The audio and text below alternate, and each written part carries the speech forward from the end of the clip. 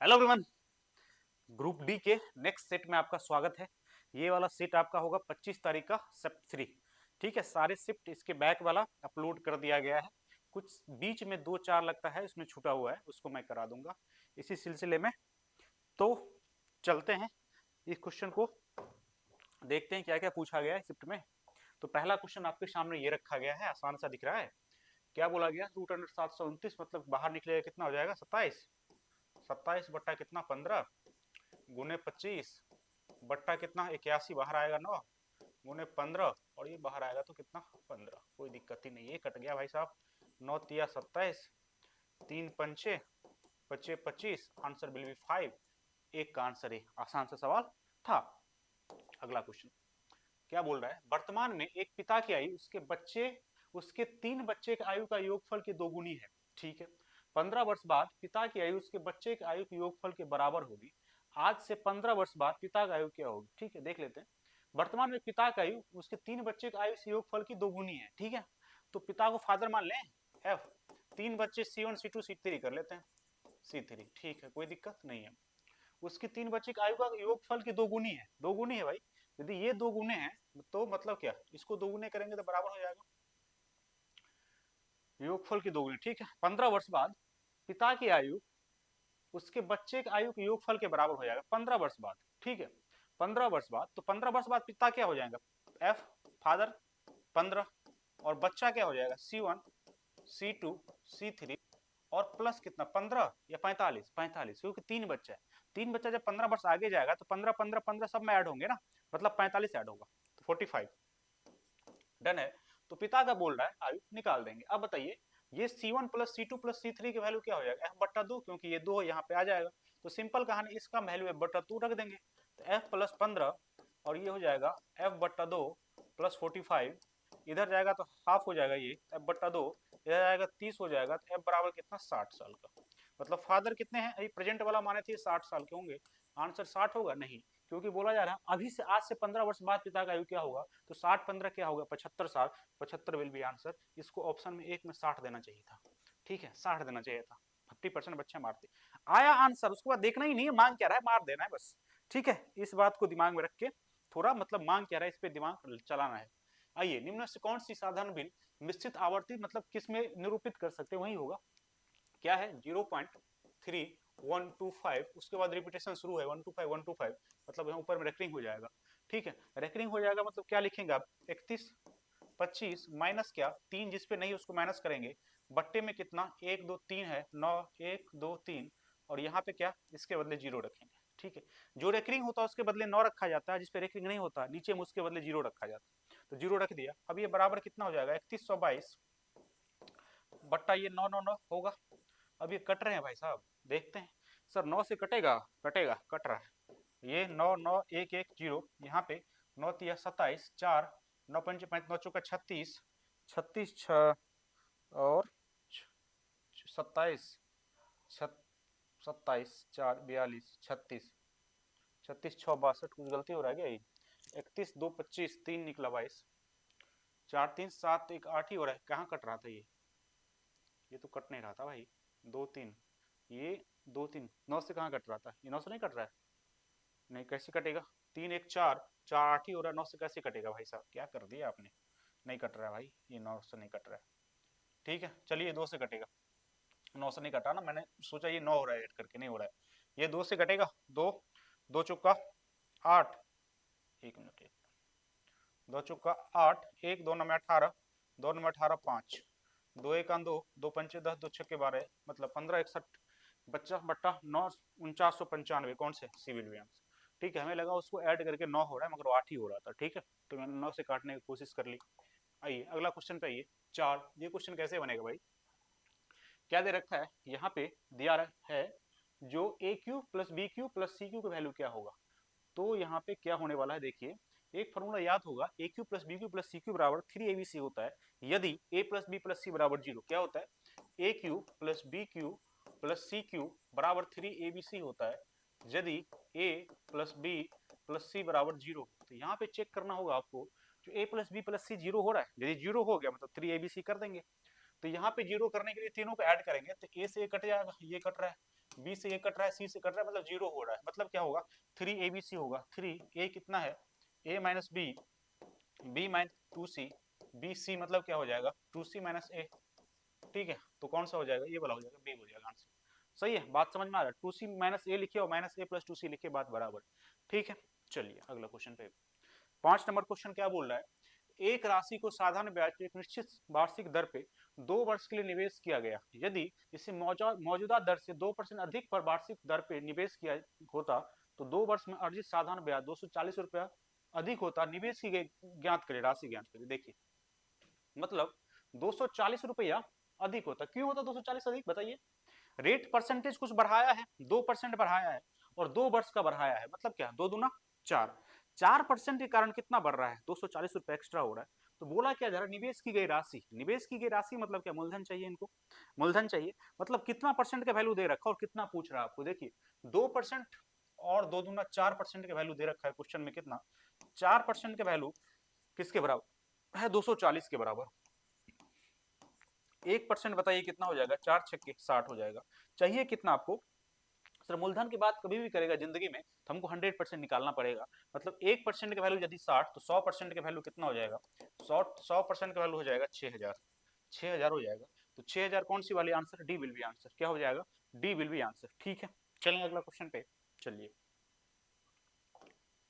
यदि किसी गोलाकार गेंद का पृष्ठीय क्षेत्रफल 616 मीटर स्क्वायर है तो उसका आयतन क्या होगा। सही है, निकालना पड़ेगा यहाँ पे दशमलव में दे रखा, आपको यहाँ पे कैलकुलेशन करना ही पड़ेगा, कोई ऑप्शन कोई तरीका नहीं है ऐसा जो आप लगा सकते हैं। कभी भी 22 11 वाला फॉर्मूला तब लगाएंगे जो हमको ये पता रहे ना, ये मतलब एग्जैक्ट है, एग्जैक्ट तो नहीं हो सकता, ये अप्रॉक्स में भी हो सकता है। ठीक है, तो यहाँ पे हम कैसे करेंगे, पृष्ठीय क्षेत्रफल दे रखा है 616, तो 616 होगा तो आर होता है क्या, 7 ही होता है, एकदम कन्फर्म ही बात है, मगर निकाल देता हूँ मैं। 4 पाई r स्क्वायर, यदि आपका 600 कितना है 16 है, मतलब क्या 4, 22/7 आर स्क्वायर 616। ठीक है, कटेगा भाई, क्यों नहीं कटेगा, 11 दूना 11 पचपे 6, 8 सत्ते, आर स्क्वायर बराबर 7 × 7, मैंने बोला ना, ये तो डटा ही होना चाहिए आपको। आर क्या हो गया 7, चाहिए क्या आपको, आपको आयतन चाहिए ना, तो 4/3 पाई मतलब 22/7, आर क्यू मतलब 7, 7 और 7, ये गया काम से गया सर। अब यहाँ पे क्या क्या बचा ये देख लेते हैं। यहाँ पे 49 4 88, 88 और 49 होगा ना, 49। सही है, 88 और 49/3 होगा। अब यहाँ पे गुना करना पड़ेगा आपको, करते हैं, 3 से काट ले पहले, क्या 3 से काटे, गुना ही कर लीजिए, देख लेते बाद में काटने के। 8 9 72 7, 8 9 72 7 72, 8 9 72 7 72 7 80, 80 32, 80 32 112 11 11 32 33 43, बट्टा में 3, 3 1 3, 3 चौका 12, 3 1 3, 3 चौका 12, 3 तिया 9, 7 तिया 21, 1437 है क्या, 1437 है, ए विल बी आंसर, काम खत्म। ठीक है, 1437 आ रहा है, ए हो जाएगा आंसर, कैलकुलेशन कर लीजिए आप, मैंने कर लिया, यहाँ पे 1437 पॉइंट समथिंग आएगा, तो यदि 1437 आ गया तो पॉइंट निकालने कोई जरूरी बनता नहीं रहे, बस कॉन्फिडेंस होना चाहिए। ठीक है, तो यहाँ पे निकल जाएगा। निम्न आंकड़ों का माध्य ज्ञात करिए। ठीक है, माध्य ज्ञात करिए, ऐसे आंकड़ा का यदि माध्य चाहिए तो आप क्या करेंगे, सबसे पहले एक्स और एफ को मल्टीप्लाई करेंगे। मैंने ये सारा बाद में का बोला 15 मिनट का वीडियो मैंने 20 मिनट 25 मिनट का वीडियो डाला हुआ है। ठीक है, नवीन सर के चैनल पे, ऊपर चैनल पे, तो वहां पे जाके आप देख सकते हैं, जिसमें मैंने सारा कुछ मात का बहुलक जो होता है, लीनियर डाटा कंटिन्यूस डाटा सारा का दिखा रखा है। 25-30 मिनट वीडियो देखने के बाद ये सब क्वेश्चन छूटने वाला नहीं है, मैंने सारा मेंशन कर रखा है। इस केस में जब मात निकलता है तो एक्सेप्ट होता है सारा, तो 5 तिया 15, इसको गुना करिए 6 और 10 चौका 40, 4 दूना 8, 6 पंच 30। अब ये सारे को ऐड करके और ये ऐप का योग करके निकाल देंगे। सारे को ऐड करने जाएंगे तो कितना हो जाएगा 70, 70 21, ये 70 हो गया, 14 29 कितना हो जाएगा 99, 99 बट्टा कितना हो जाएगा 99 बट्टा, इसको ऐड करिए 5 3 8 4 12 14 14 20, 20 हो गई। हाँ या ना बताइए, तो कितना हो जाएगा ये 49, 49 4.95 होगा, 49.5 होगा, 2 से डिवाइड करेंगे 99 को तो। ठीक है, 2 को 99 तो वहाँ पे एक जीरो था, तो 4 पॉइंट कितना 95 हो जाएगा answer, A will be answer. सही है, तो ये सब ऐसा यदि एक्सेप्ट रहे तो इसका जो माध्य होता है, यहाँ पे ऐसे मैं लिख दे रहा हूँ फार्मूला, वैसे तो आप समझ गए होंगे, मगर माध्य बराबर होता है ये सिग्मा एक्स एफ, आई और एफ, यदि आई आई कर देंगे, आई 1 से लेके n तक, और बट्टा क्या सिग्मा क्या एफ, एफ सारे जोड़ के मतलब जो होता है वो कर देंगे। बात समझ में आ गया? ठीक है, यहाँ पे दोनों को जोड़ के सारे कर लेंगे और यहाँ पे नीचे में सारे एफ को जोड़ देंगे। इसका मतलब है कि समझ लीजिए ना, सिंपल कहानी है। एक्स कितना बार, 3 5 बार है, 3 5 बार, 3 को 5 बार जोड़ेंगे तो 15 आएगा, 3 5 15 कर दी, बात खत्म। 2 5 बार है, ठीक है, 2 3 बार है, 10 क्या है 4 बार है। हम यदि यहाँ पे बोल दे इसका माध्य निकालो, 3 को 5 बार लिख के, ये इनडायरेक्टली ऐसा है, 2 क्या है 3 बार है, तो ऐसे ही करके बोल रहा है, तो मतलब कितना बार है, तो यही ये टाइम्स है, मतलब 2 इतना टाइम्स है, तो इसको दोनों गुना करेंगे तो इसका सम आ जाएगा कि नहीं, और बट्टा में एफ को जोड़ देंगे तो कितना बार आ रहा है उसको जोड़ के माध्य निकाल देंगे हम। अगला आइए 8 पे आइए। समानांतर चतुर्भुज की एक समांतर भुजा की लंबाई 12 सेंटीमीटर है तथा इसके आधार से दूसरी समांतर भुजा के बीच की लंबवत दूरी 8 सेंटीमीटर, क्षेत्रफल क्या होगा? समांतर चतुर्भुज क्षेत्रफल क्या होता है? आधार गुने ऊंचाई, तो आधार 12 है और लंबवत दे रखा है 12 8 6 12 ठीक है 96 हो जाएगा, इसमें कुछ बचा नहीं, सी भी होगा, 8 का आंसर क्या हो जाएगा? सी। 9 नंबर क्वेश्चन देखिए, त्रिभुज एबीसी में दे रखा है ए बी बराबर 3, बी सी बराबर 4, ए सी बराबर 5, त्रिभुज पी आर क्यू में P R 4 centimetre, P Q 5 centimetre, P R Q 3 centimetre, तो कौन सर्वांगसम होगा? सर्वांगसम होने के लिए आपको सीक्वेंस देखना पड़ेगा, सीक्वेंस देखना पड़ेगा, मतलब एक के बदला बी पी है कि क्यू है कि आर है। तो इसको देखने के लिए सबसे बढ़िया तरीका देखिए, आप दो त्रिभुज जैसे बना लिए यहाँ पे ए बी और सी, और यहाँ पे क्या है, यहाँ पे देखिए क्या दे रखा है आपको, दे रखा है त्रिभुज कौन से एबीसी, उसके बाद पी आर क्यू, मतलब पी आर और क्यू। अब देखिए यहाँ पे ए बी 3 है, ए बी 3 है, ठीक है, बी सी 4 है, 4 है, कर दिया 4 आपने, ए सी 5 है, 5 कर दिया, थोड़ा कलर चेंज कर लेते हैं, ठीक है कर लीजिए। अब यहाँ पे क्या दे रखा है, ए सी हो गया, अब यहाँ पे पी आर 4 है, पी आर 4 है, ये 4 है भाई, और पी क्यू 5 है, पी क्यू 5 है और आर क्यू 3 है, ठीक है। अब यहाँ पे हम देखिए, ये यदि 3 4 और 5 रहता तो पी आर क्यू ये तो सर्वांगसम हो जाता, कोई दिक्कत नहीं है। अब यहाँ पे देखिए ए बी बराबर क्या है, ए बी बराबर क्या है, ए बी बराबर 3 है ए बी, तो यहाँ पे पी आर क्यू मतलब आर क्यू बराबर है, ठीक है। अब यहाँ पे बी सी है, तो 4 किसके बराबर है, पी की पी आर के बराबर है, क्या है पी आर के बराबर है। अब यहाँ पे देखिए ए सी है, ए सी किसके बराबर है, ए सी पी क्यू के बराबर है, सही है। अब यहाँ पे हम क्वेश्चन में देखेंगे जो ए बी जो सीक्वेंस बन रहा है यहाँ पे आर क्यू के सीक्वेंस में है, तो यहाँ पे ए बी यहाँ पे है, ए और बी तो आर क्यू के सीक्वेंस में है, आर क्यू यहाँ पे आर क्यू, या तो यहाँ आर रहना चाहिए, यहाँ क्यू या क्यू आर नहीं है, तो ये नहीं होगा। अब यहाँ पे देखिए ए बी यहाँ पे है और आर क्यू है, आर क्यू यहाँ पे नहीं है भाई, तो ये भी नहीं होगा, ठीक है। अब यहाँ पे देखिए ए बी, ए यहाँ पे है और बी, ए बी और आर क्यू और क्यू आर, तो क्यू आर है, ठीक है। बी सी बराबर पी आर, बी सी यहाँ पे ये दोनों B C P R P या पी आर है, ठीक है। ए सी, ए सी मतलब सी ए और ए सी यहाँ पे लास्ट में 2, तो यहाँ पे पी क्यू लास्ट में 2 है, 3 मिल गया आंसर। बात समझ में आएगी नहीं, सीक्वेंस पकड़ना है यहाँ पे, पी क्यू आर एस यदि सर्वांगसमता होगी तो यहाँ पे दोनों का आपको सीक्वेंस पकड़ना पड़ेगा। यदि ए बी बराबर आर क्यू है तो यहाँ पे सीरीज में देखिए ए बी यहाँ पे है लास्ट में और फर्स्ट में, तो या तो फर्स्ट में बी रहे मगर दोनों उलट के भी काम चलेगा। ए बी यहाँ पे है तो आर क्यू भी दोनों लास्ट में ही रहना चाहिए, तो आर क्यू है, सही है। बी सी है मतलब बी सी स्टार्टिंग में है, तो यहाँ पे पी आर क्या होना चाहिए, पी आर यहाँ पे स्टार्टिंग में, आरपी या पी आर है कि नहीं, एकदम है। ए सी है, ए सी कहाँ पे है, ए और सी लास्ट के 2 है, लास्ट के 2 में पी क्यू होना चाहिए, पी क्यू है, मतलब आंसर क्या हो जाएगा आपका सी हो जाएगा। इस तरह से आप सर्वांग समता पकड़ेंगे, जो किसको हम सर्वांग करेंगे। बात समझ में आ गई कि नहीं, इतना बताने के बाद आपको ये बात समझ में आ गई होगी। आइए, वह छोटी छोटी संख्या ज्ञात करिए जिसमें 7 घटाने पे संख्या 12 16 18 21 से विभाजित हो जाए, सही है। अब यहाँ पे वो छोटी छोटी संख्या ज्ञात करिए जिसमें 7 घटाने से इतना से विभाजित हो जाए, इसको एलसीएम निकाल के कर सकते हैं, कोई दिक्कत नहीं है, मगर मैं नहीं करने जाऊंगा, तरीका आपको पता है। हम बोल रहे हैं इसमें क्या है, 7 है, कोई भी संख्या 7 से कटनी चाहिए, और 7 घटाने पे, 7 घटाने पर 7 से कोई संख्या कट रहा है, उसको में से 7 यदि घटा रहे हैं तभी वो 7 से कटेगा, नहीं समझे बात। कोई छोटी छोटी संख्या ज्ञात करिए 7 घटाने पे 12 16 18 21 से कटे, 21 से कट रहा है मतलब 21 में 7 है, तो संख्या 7 से कटनी चाहिए, और उस संख्या में से यदि 7 घटा भी देते तो संख्या 7 से कटनी चाहिए, है या ना। तो ऑप्शन में देखिए 7 से कटने वाले कौन सा संख्या, ये कट रहा है, 7 एक अंक 7 5 नहीं कट रहा है, कट रहा है ये भाई साहब, 7 एक अंक 7 45 नहीं कट रहा है, ये कट रहा है 7 एक 7 3 21 7 चौक 28 7 पंच 35, सी कट रहा है, आंसर हो जाएगा सी, काम खत्म। और देखिए डी भी कट सकता था, यदि कट जाएगा तो हमको निकालना पड़ेगा, 7 एक 7 पंच 35 नहीं कट रहा है, मतलब एक ऑप्शन इकलौता सी है जो 7 से कट रहा है, मतलब वही आंसर हो जाएगा। बात समझे ना, यहाँ पे 7 से घटाने पे, तो हमको यदि ये 7 घटाने मिला तो हम रैंडम चेक कर लेते, सही है, 7 घटाने की बात नहीं कर रहा, रैंडम चेक करते जो डिवाइड हो रहा है वो हो जाएगा। मगर 7 घटाने पर यदि 7 से कोई संख्या कट रहा है उसमें 7 घटा भी देंगे तो 7 से कटना चाहिए। यदि 21 7 से कट रहा है, 7 घटाइए कितना हो रहा है 14, वो भी 7 से कट रहा है। बात समझ में आया ना? तो वही कहानी यहाँ पे मैंने लगा के कर दिया।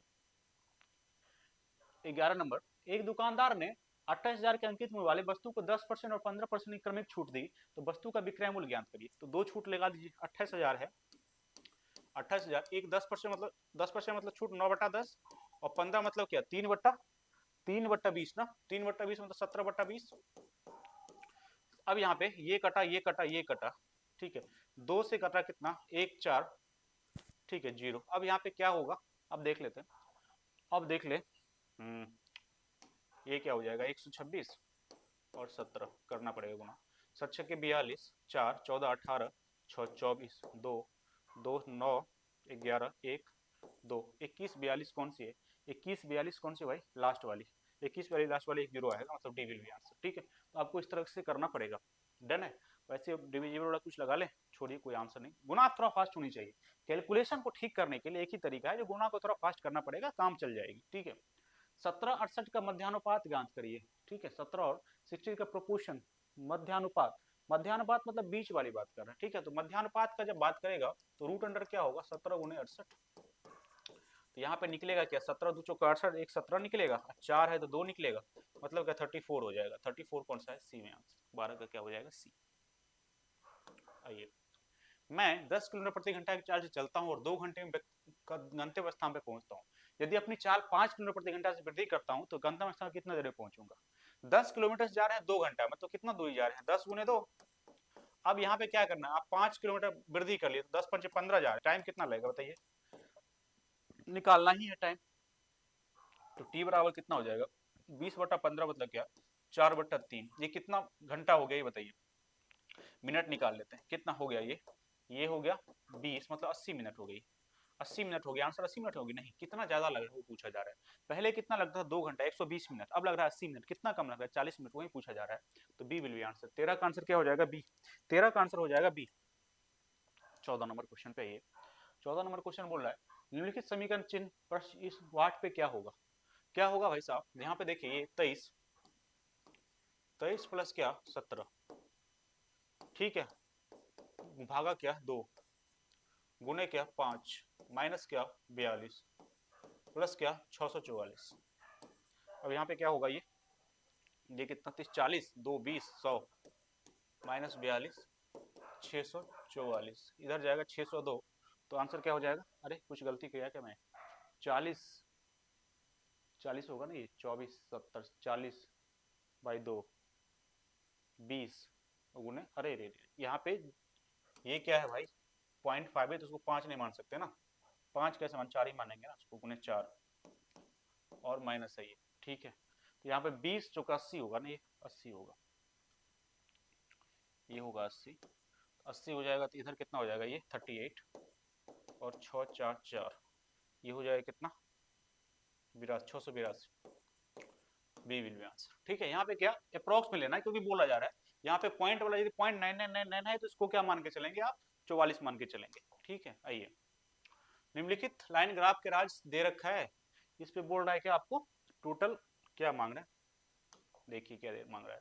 यहाँ पे बोल रहा है सभी जिलों में कुल मिलाकर 10वीं में अहर्ता वाले छात्रों की कुल संख्या और सभी जिलों में कुल मिलाकर डिग्री में अहर्ता वाले कुल छात्रों का अंतर, 10वां और डिग्री का अंतर चाहिए। ये 10वां मतलब ये सारे का एडिशन और डिग्री में सारे का एडिशन का डिफरेंस चाहिए।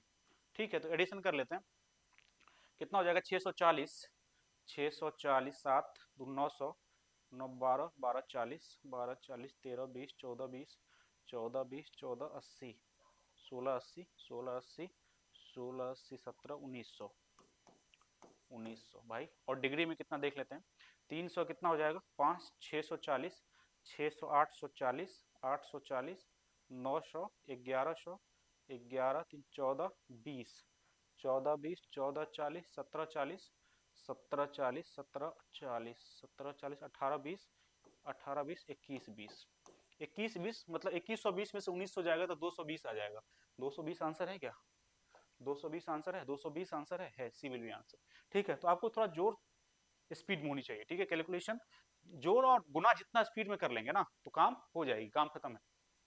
चलिए अगला क्वेश्चन पे, अब इन आंकड़ों का भरमाद वही सेम कहानी है जो अभी पूछा था, भरित माद दो दो पूछ दिया। कभी कभी होता है ना एग्जामिनर मतलब एक क्वेश्चन को 3 बार रिपीट करता है। एक एनटीपीसी मैंने दिया था लास्ट वाला, कब वाला 17 कब हुआ था भाई 19 ना, हाँ उसमें मैंने देखा भाई एक कंसेप्ट पे 4 क्वेश्चन थे, 4 क्वेश्चन, मतलब लग रहा था मतलब क्या ही कर दिया, मतलब क्वेश्चन ही नहीं है इनके पास इस टाइप का। अब यहाँ पे कितना ये करेंगे तो 4 एकम क्या बोला मैंने, ऐड कर देना है 4, ये 0 हो जाएगा, ये कितना 10, ये 7 6 और 5 ऐड कर दीजिए सारे के सारे, 10 4 14, 14 7 21 27 32, 32 बट्टा के टोटल ऐड करेंगे कितना हो जाएगा 32, ये कितना 3 4 4 3 7 5 12, 4 तिया 12, 4 अट्ठे 8/3, 8/3 मतलब C will be answer 2 point something, 2.66 something क्या। द्विघात से मूल ज्ञात करिए।